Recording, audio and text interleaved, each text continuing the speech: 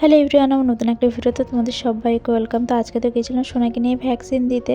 তো ওখান থেকে এসে না কোনো রকম কোনো কাজকর্ম করিনি, খেয়েছি আর ঘুমিয়েছি। এত পরিমাণে কষ্ট হচ্ছিলো যে কী বলবো। এখন ঘরের থেকে না বেরিয়ে না মানে বাইরে বেরোনোর অভ্যেসটাই চলে যাচ্ছে। বেরোলেই ভীষণ পরিমাণে কষ্ট হয়, হাত পা খুব যন্ত্রণা হয়। তো তাই জন্য কিন্তু কোনো রকম কোনো কাজকর্ম করিনি। তো এখন সন্ধ্যাবেলা উঠেছি, উঠে সন্ধ্যা দিয়ে তারপরে মানে জিনিসপত্রগুলো আর কি গুছিয়ে জায়গার জিনিসটা জায়গায় রাখলাম। জায়গার জিনিস আবার জায়গায় না রাখলে না আমার আবার খুব পরিমাণে অসুবিধা হয়ে যায়। মানে চোখ বন্ধ করলে মানে সেই জিনিসটা যেন আমি সেখানেই পেয়ে যাই, এরকম একটা অবস্থা হয়ে গেছে আমার দিন দিন।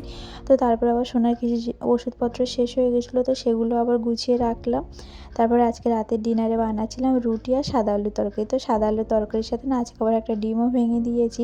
আর আমি তো রোজ একাই রুটি খাই, কিন্তু আজকে আবার রাজাও রুটি খাবে। আর শীতের রাতে না রুটি আর তরকারি খেতে না বেশ ভালো লাগে। গরম গরম রুটি তরকারি খেতে কার কার ভালো লাগে অবশ্যই জানিয়ে। তো চলো টাটা।